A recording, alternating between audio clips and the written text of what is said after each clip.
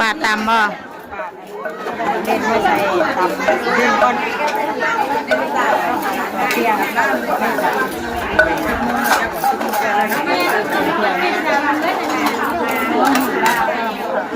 11 โมงแล้ว11 โมงเลยขีดได้กว่าขีดได้เบอร์นกกันนะแต่มาบ่ได้อยู่มือเนาะแต่มาบ่ได้อยู่ตีข่อยถ้าข่อยบ่ได้อยู่เด้จังว่านะว่าอยู่ไห้มาข่อยอยู่ย่านบดพวกนี้เขาไม่ตามในกระท้องเลยยาเลยเขายาเลยได้จะได้เวลาเอามาเล่นหน่อยแล้วแต่มาเล่นหน่อยนะเสร็จไม่ใส่เป็นยังไงนี่ไม่ใส่ขวดนะมันเกินสุดแล้วนะป่าทำได้มากป่าไปนี่ไงไปนี่ไปกันไหมเห็นไหมจะแซ่บให้น้องกันนะ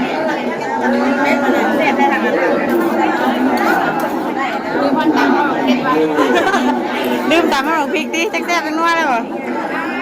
พริกทุกเป็นว่าต้มเนาะแม่โตน้องจุกปิวไปแล้วจัก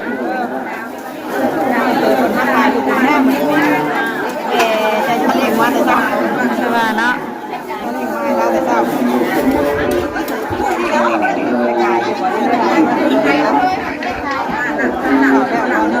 เห็นบ้าจะเสร็จป่ะ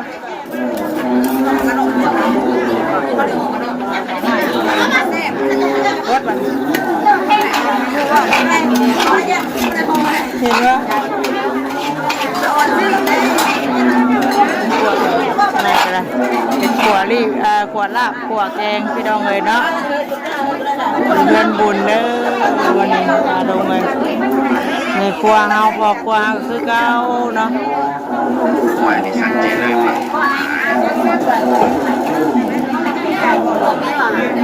เซลไก่ทอดช่วงเที่ยงย่อเข่าเลยเนาะคนหลายปลาดงเลย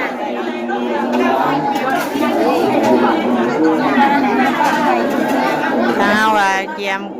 ยมเครื่องตำหุ้งเนาะซอยหมักเล่นหมักนั่นไว้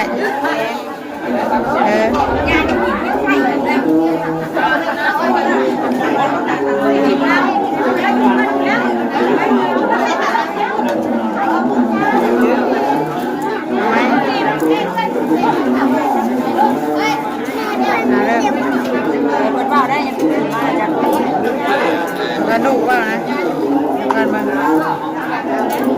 ต้องปิดเสียงนี่นะ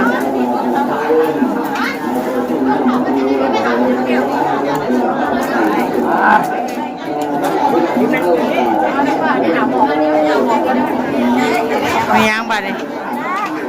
เพชรกามักเล่นใส่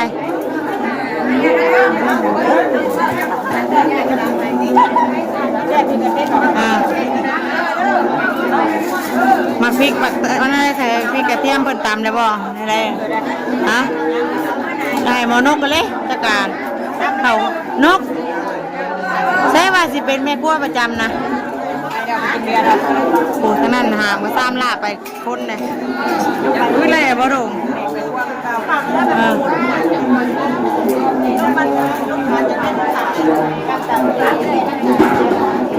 นกตำนะแม่พริกเกลือไปนัวนะเครื่องมันนะเอาจอกนึงซะพอมันจังมีแม่กันยวกโคกกันนะเอาแซ่บๆได้ปะสาวตำส่วนหลายมันแซ่บได้ปะล่ะ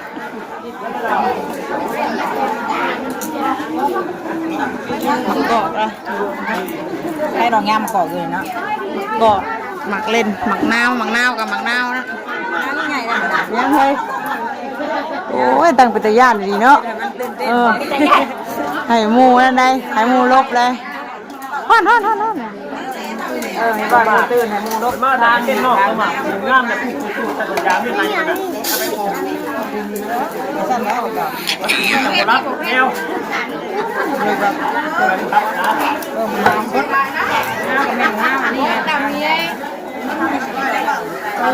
จะมังนาวแบบนี้เป็นน้ำมันมังนาวสีว่าไปเลยมังนาวไปใส่กินกับอันนั้นเนาะกินกาแฟใหญ่ค่ะชอบต้นสอบนี่นะนั่นคนนี้มาได้กระซ้ำเลยจ้ะธรรมดากระซ้ำมาใส่บนกเจ้าตำแล้วก็เจ้าเทใส่กระซ้ำด้วยนะกลัวกลัวเกี้ยนะเพิ่นกลัวไปลายไปหาคอนะเพิ่นตั้งอัน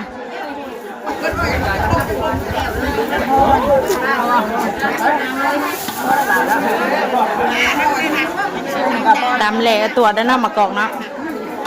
หอมประเด็กเนาะมันให้ไปกี่ใบเลยให้ได้จ้ะคนชื่อใบ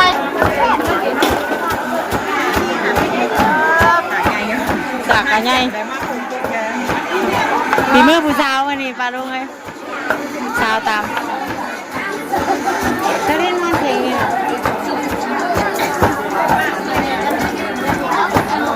หยวกพกเลยว่าไงมาตามกาเป็นซ่องกับบ้านพอขึ้นจับมือปวดบ้านแขนสากไงอยู่ดิแดงไงแล้วได้หมดหน้าวันนี้หน้าวันนี้แหละตำเลยหน้ากับตำด้วยแล้ว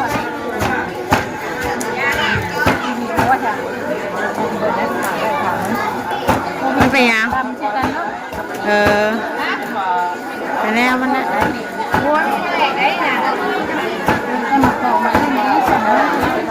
คนกำลังลังมากพี่น้อยเนาะมาโมบุญกันช่วงเที่ยงพอมีกินข้าวกินน้ำกันได้เนาะ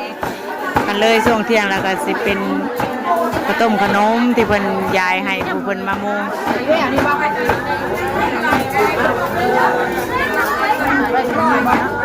ถ้าปาดไล่ถามมึงไม่ใครก็มีเลยมันสีคุมไปเจ้านอกกาบมันตอนนี้เนาะข้างหน้ามันสีคุมไปเจ้าเนาะโอ้ยลมอ่ะนี่พี่น้อยทั้งนั้นเลยลมแห้ง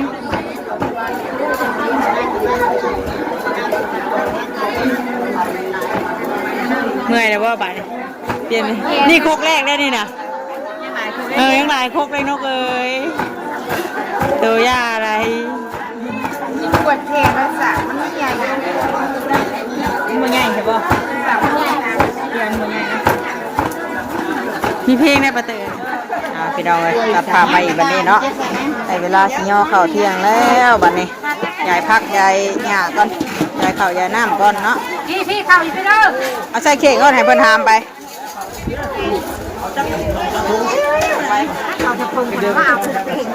ตำหงเขากันให้นุ่งนะตำไม่นุ่งนะลูกมาน้ำเลยลูกได้มาจากเอาให้เงินมาดูกับบ้านน้ำเลยนี่แหละกับตาโอ้อันบุญสิเป็นสุกลาบเป็นยังไงเนาะ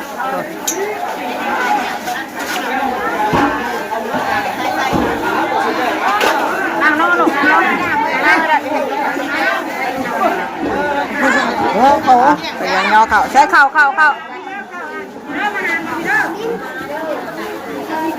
สบายดีโอ้ยนางขาจะหน่อยกินข้าวน้ำเพลินเด้อพย่อเข่ากันก็แล้วย่อน้ำได้หาทำไมเพิ่นก้อนเอาใส่เสื้อหน่อยเลยมานะเล่นนกก่อนนี่ข้าวบ่เพิ่นเอานั่นก่อนเอากระซ้ำใหญ่ก่อนได้น้องเป็นตามบ้องเป็นเช้านะลูกเราตุ๋ยพี่เดินนั่งเดินไม่รู้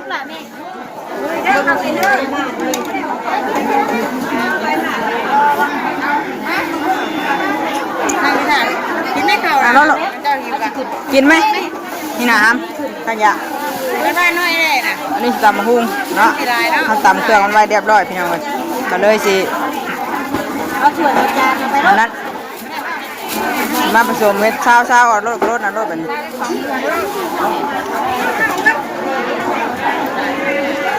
กินน้ำแม่หนุกข่าวกินค่ะ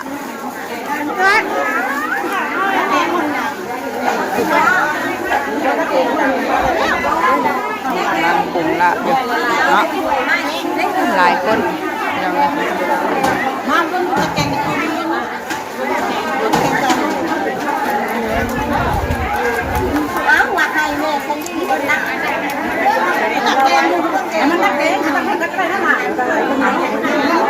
เคยเพิ่น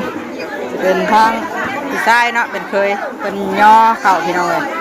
คะแนนไม่ครัวเฮาก็สิเป็นผู้เฮ็ดทำกับข้าวกับน้ำไว้ให้เพิ่นอยากให้เพิ่นย่อเลยอันนี้เคยหลายเฮากับนี้เฮาก็สิบ่ได้ย่อเนาะแต่ถ้าบ่มีหลายเพื่อนใดที่ว่าเพิ่นบ่มีหลายเฮาก็สิได้ย่อช่วยเพิ่น2 คนเฮาอันนี้ก็น้องเตอร์ก็เรียบร้อยแล้วก็มาหาถ่ายคลิปก่อนพี่น้องเอาเฮ้ยไปสิไปโลดมูเลยปะมูเลยมามูเพราะว่าป้าคือมาว่าใช่น้องเตยป้าแม่เป็นเอาลูกพ่อบอกเขาเฮ้ย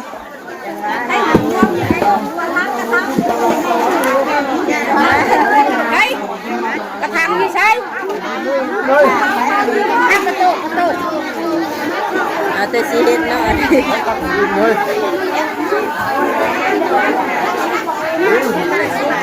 เอาเสียงกระวนแซวแน่พี่น้อยคนหลายเนาะไอ้คนช่วยกัน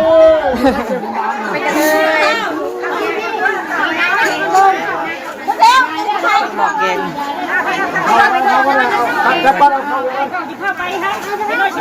ใกล้ๆให้ลูกหมอห้อนครับ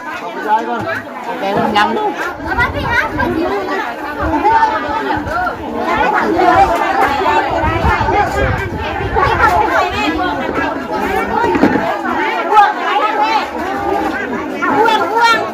้วเขากระชิบบุ่นแน่พี่น้องเลยเนาะ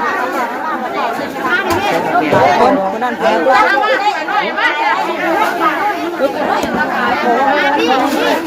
เมียนนี่มาให้เป็นเพิ่มมาแต่มาตัวนี้ไหมเนื้อจะให้ชื่อได้ไหมมีคนหน่อยนะแล้วมาคุยหน่อยนะโอ้ยที่เป็นว่ามีทางนี่ซ้ำแล้วใช่อีนี่พวกนี้ขั้นเดียวเอาขั้นเดียวแล้วเป็นอันขั้นเดียวมากไงหลายคนที่วันนี้นะจัดใจเลิกโชว์ฮะ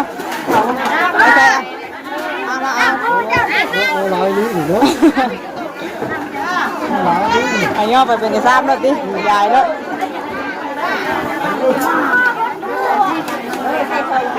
ชอบกันไปกันยังไงเอาเริ่มชายเก่งดิเริ่มไปได้เอาชายย่อดิเอาแกงนี่จะไหวจริงเลยกำลังตัดแกงเลยใช่แน่พี่น้องเลยเนาะค่ะเพื่อนใดยังมีญาติพี่น้องหลายก็ช่วยกันคนละไม้คนละมือแบบนี้เลยนะมีการมีงานกันช่วยกันมีกระตุกไหมหลายคน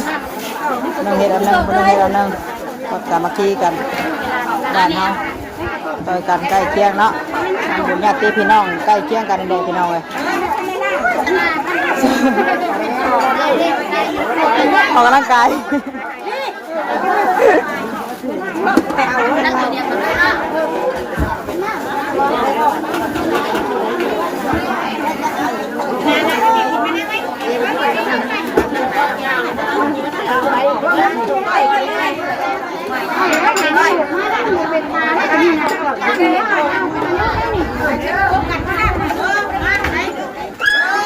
มาแล้วว่าฉันติดเลยนั่งย่อยได้น่ะนั่งให้คนนะครับเลิกแค่ทุกอย่างว่ากระตุกเป็นตะเกียงจักเลย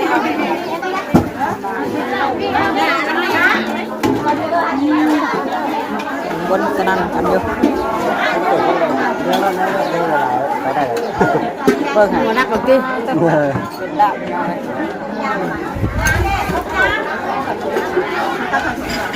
ลาบถอยซอยเซ่พี่น้องซอยเซ่แต่เสียพัดดิสองซ้ำง่ายเลย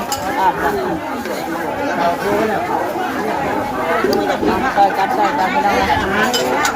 แบ่งเ อเป็นมือก่อนบัดเนาะเอากระเบี้ยครับกระเฮ็ดเลยเด้เฮ็ดไปน้ำซอยไปน้ำมันถือกระถือพี่น้องเลยมันจับกล้องกับจับเนาะซอยกัน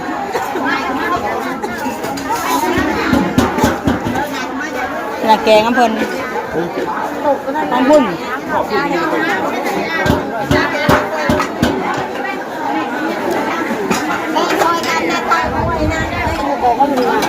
ใช้เบิกซอยอ่ะ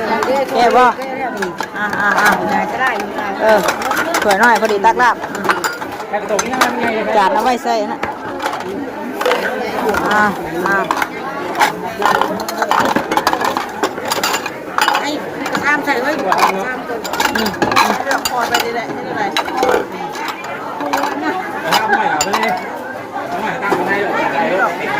พาไม่พามาสอบคนพานั่นอะไร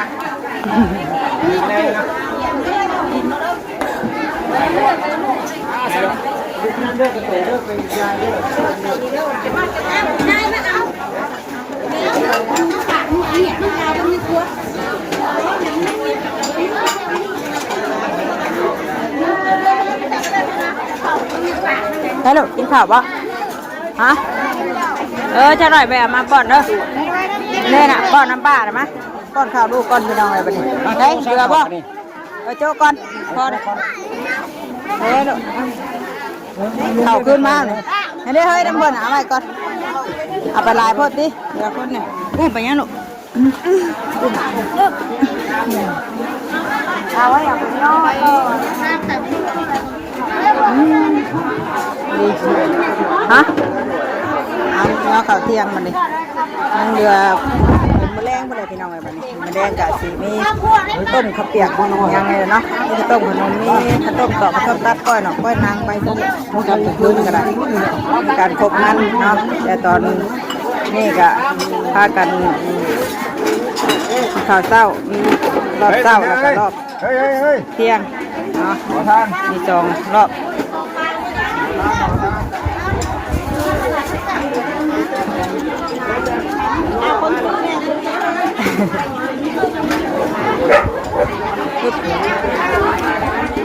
ไปสั่นพี่น้องเลยเดี๋ยวคลิปนี้แมงเตอร์กับเก็บคลิปก่อนข่าวลูกก่อนเด้อกินละแม่อุ้มเนี่ยคนอ่ะไปสั่นแล้วก็กันอีกคลิปหน้าลาพี่แล้วน้องประเภทสามีก่อน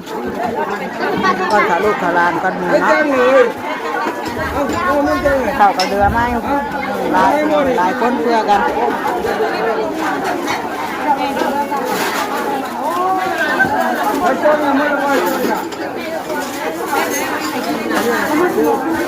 ตำหุ่งกินได้ไหมไม่ได้เอาไปให้อันผู้ขายของเพื่อนเนาะว่าขายดีว่าบะถ้าได้ขายอยู่บ่ยังเห็นนั่งมันตอนมาหันไปดูได้น้องท่านไหนขายมาจังหวัดเขาเดี๋ยวเฮ็ดนี้แล้วก็ไปนั่นช่วยเพื่อนกันพี่น้องเนาะแม่น้องอินเตอร์เพื่อนมาขายอยู่ในงานบุญมันนี่ไปไป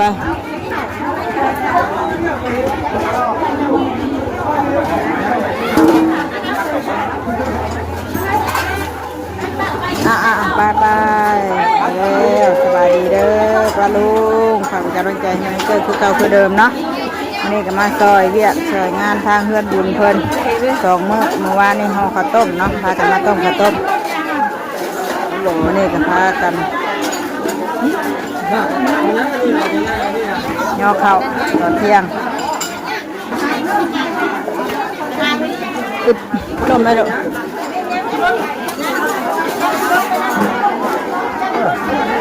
ไปลาได้สิไปแล้วสวัสดีเพชรป่ะ